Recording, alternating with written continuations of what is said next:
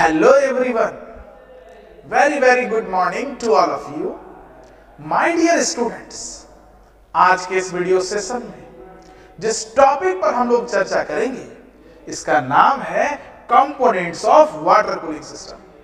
मतलब आज के इस वीडियो सेशन में हम लोग जानेंगे हमारे वाटर कूलिंग सिस्टम में क्या क्या कंपोनेंट्स लगे होते हैं और उन सारे कंपोनेंट्स का काम क्या है, फंक्शन क्या है। My dear students, water cooling system में जो सबसे पहला कंपोनेंट हम लोग पढ़ेंगे उसका नाम है रेडिएटर। देखो जी, रेडिएटर हमारे वाटर कूलिंग सिस्टम का बहुत ही महत्वपूर्ण कंपोनेंट है, क्योंकि इसी कंपोनेंट में, इसी रेडिएटर में क्या होता है, वाटर जैकेट्स में जो वाटर होता है ना, जो इंजन की हीट को एब्स्ट्रैक्ट किए हुए, इंजन की हीट को खींच के अपने पास रखे हुए हैं, जो कि हीटेड वाटर है, इसी रेडिएटर में उस हीटेड वाटर के हीट को एटमॉस्फेयर में हम रिजेक्ट करते हैं और हीटेड वाटर कोल्ड वाटर बनता है, जिस वाटर को पुनः हम लोग इंजन के वाटर जैकेट में भेजते हैं, जहां पर वो पुनः इंजन के हीट को खींचता है, हीटेड वाटर बनता है। और उस हीटेड वाटर को, जिसके पास इंजन का हीट है, इस रेडिएटर के माध्यम से उस हीट को एटमॉस्फेयर में रिजेक्ट करते हैं और पानी को फिर से ठंडा करते हैं। फिर ये ठंडा पानी इंजन के वाटर जैकेट में जाता है, इंजन के हीट को एक्सट्रैक्ट करता है, पानी हीटेड वाटर होता है, हीटेड वाटर फिर रेडिएटर में जाता है, रेडिएटर में पानी के पास जो इंजन का हीट है उसको एटमॉस्फेयर में रिजेक्ट हम करते हैं। अगर रेडिएटर नहीं होगा ना, तो इस हीटेड वाटर के पास, जिसके पास इंजन का हीट है, उस हीट को हम एटमॉस्फेयर में रिजेक्ट ही नहीं कर पाएंगे और इंजन को हम ठंडा ही नहीं कर पाएंगे। इसलिए बिना रेडिएटर के वाटर कूलिंग सिस्टम का कोई भी वैल्यू नहीं है, इस बात को याद रखना। इसलिए रेडिएटर को हम लोग सबसे महत्वपूर्ण कंपोनेंट अपने वाटर कूलिंग सिस्टम का मानते हैं। Clear point? तो याद रखना है, it is the most important part या component of the water cooling system. Radiator हमारे वाटर कूलिंग सिस्टम का सबसे महत्वपूर्ण पार्ट है, सबसे इंपॉर्टेंट कंपोनेंट है माय डियर स्टूडेंट्स। रेडिएटर में दो टैंक होते हैं, एक ऊपर वाला इसको अपर टैंक और एक नीचे वाला इसको लोअर टैंक हम लोग कहते हैं। अपर टैंक में, वाटर जैकेट्स में जो हीटेड वाटर है, जिसके पास इंजन का हीट है, वाटर जैकेट से हीटेड वाटर अपर टैंक में आता है और फिर अपर टैंक लोअर टैंक को सीरीज ऑफ ट्यूब से कनेक्ट हम कर देते हैं।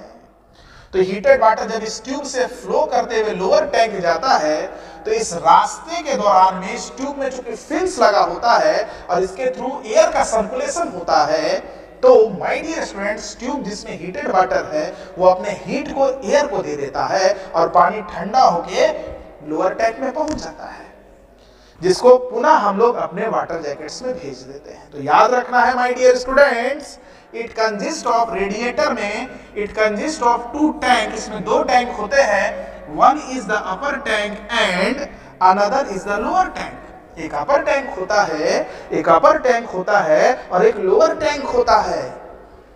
Both these tanks are connected to each other through series of tube. दोनों टैंक को ट्यूब के नेटवर्क से, ट्यूब के सीरीज से, मल्टीपल नंबर ऑफ ट्यूब से इंटरकनेक्ट कर देते हैं, जोड़ देते हैं।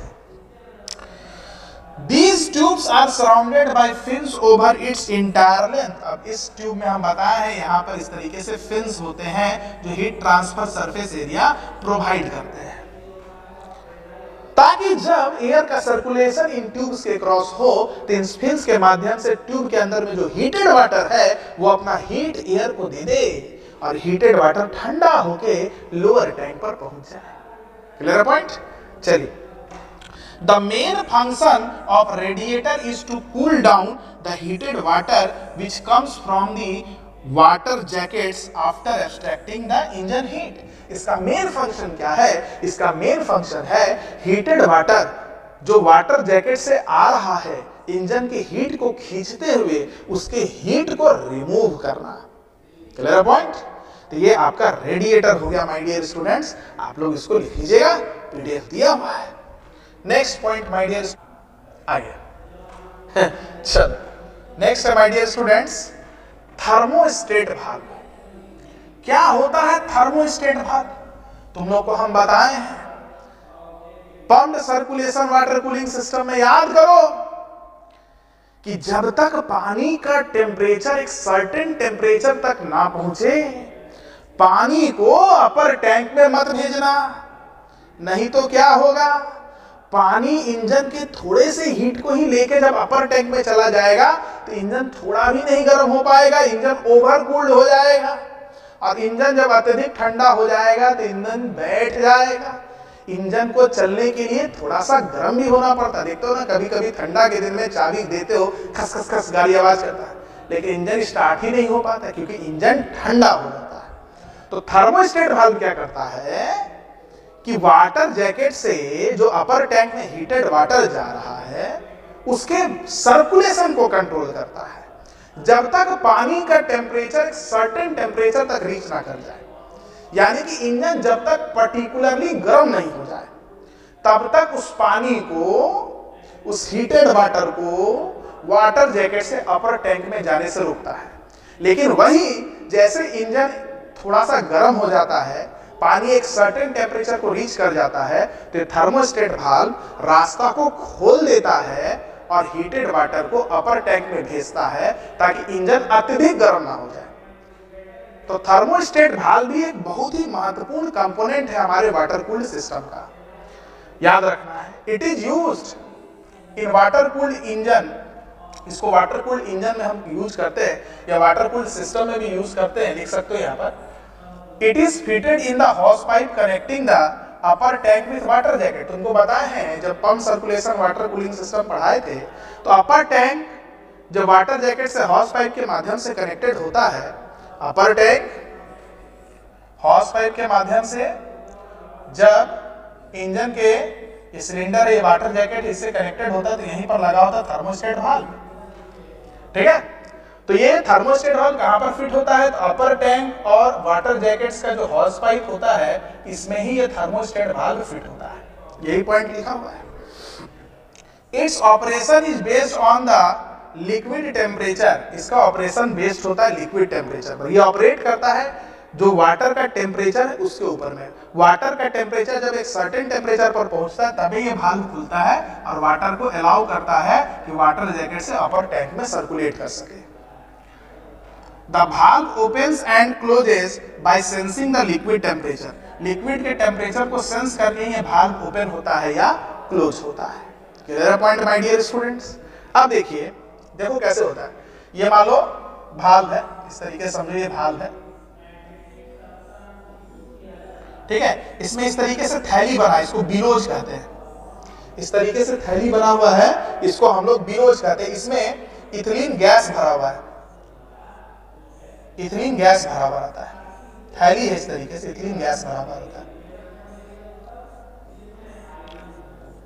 ठीक है, इस तरीके से थैली है, इसमें इथिलीन गैस भरा हुआ होता है। जब पानी का टेम्परेचर बढ़ता है ना और एक पर्टिकुलर टेम्परेचर पर पहुंच जाता है तो इसके अंदर में जो गैस भरा वो एक्सपांड करता है।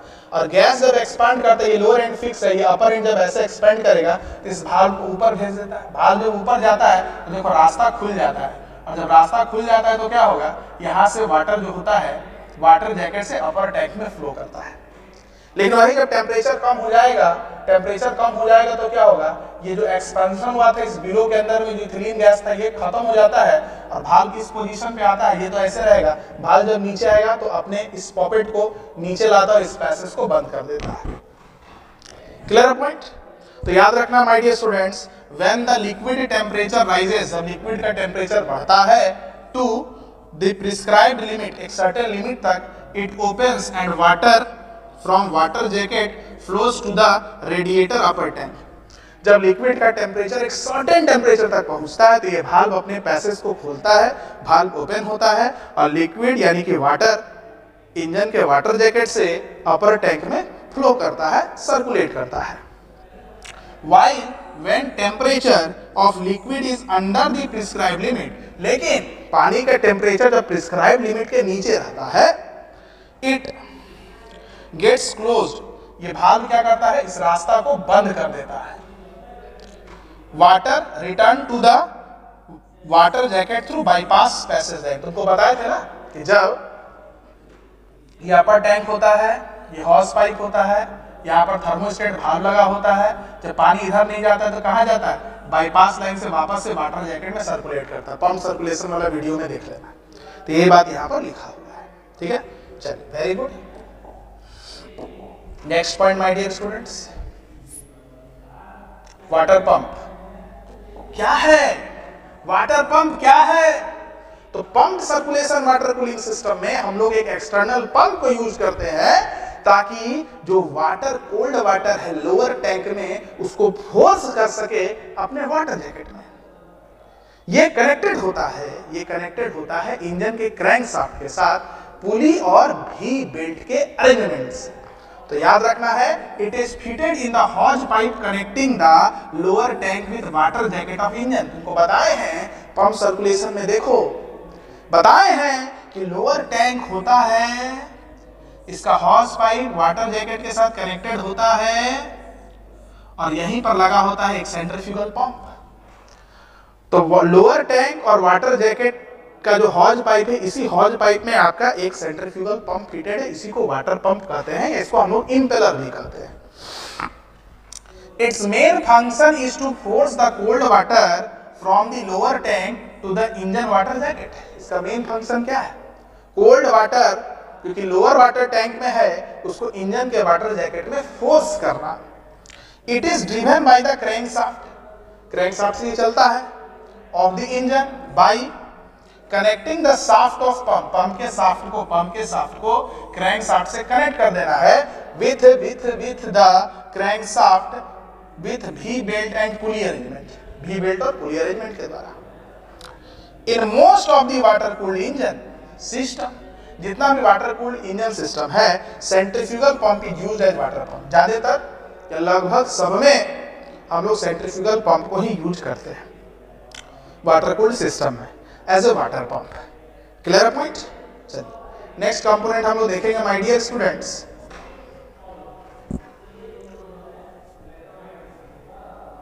थर्मोस्टेट वाल्व हो गया, वाटर पंप हो गया, रेडिएटर फैन क्या है रेडिएटर फैन? तो तुमको बताए है ना कि लोअर टैंक, अपर टैंक और लोअर टैंक के बीच में सीरीज ऑफ ट्यूब होता है जिसमें फिन्स लगे होते हैं। ये देखो फिन्स लगा हुआ है, ये देखो फिन्स लगा हुआ है। तो एयर का फ्लो तबे होगा जब इस पॉइंट और इस पॉइंट के बीच में प्रेशर डिफरेंस होगा, एक प्रेशर ड्रॉप होगा। तो यहाँ पर रेडिएटर के पीछे में एक फैन लगा देते हैं जिसको हम लोग इंजन के क्रैंकशाफ्ट से कनेक्ट कर देते हैं वी बेल्ट और पुली की मदद से, ताकि इंजन का क्रैंकशाफ्ट जब घूमे तो फैन भी घूमे। जब फैन घूमता है तो इस रीजन और इस रीजन में प्रेशर डिफरेंस को क्रिएट करता है। इसी प्रेशर डिफरेंस की वजह से हवा का धारा ट्यूब के अक्रॉस फ्लो करता है और इस ट्यूब में जो हीटेड वाटर होता है, फिन्स के मदद से हीटेड वाटर के हीट इस एयर के द्वारा रिमूव किया जाता है। तो याद रखना है, it is installed behind the radiator, radiator के कुछ में लगा है।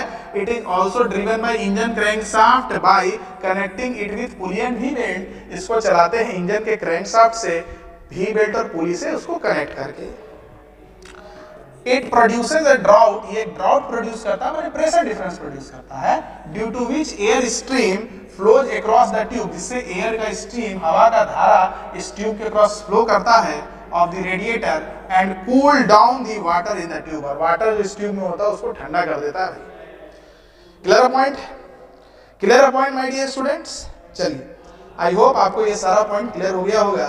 अगर हो गया होगा तो ये सब बेसिक कंपोनेंट थे हमारे इंजन कूलिंग सिस्टम के, एंड आई होप आपको सभी कंपोनेंट अच्छे से समझ में आ गए होंगे। तो चलिए स्टूडेंट्स, इस वीडियो लेक्चर के लिए इतना ही रखेंगे। अगले वीडियो लेक्चर में हम लोग न्यू टॉपिक के साथ मिलते हैं। तब तक के लिए जय मैकेनिकल।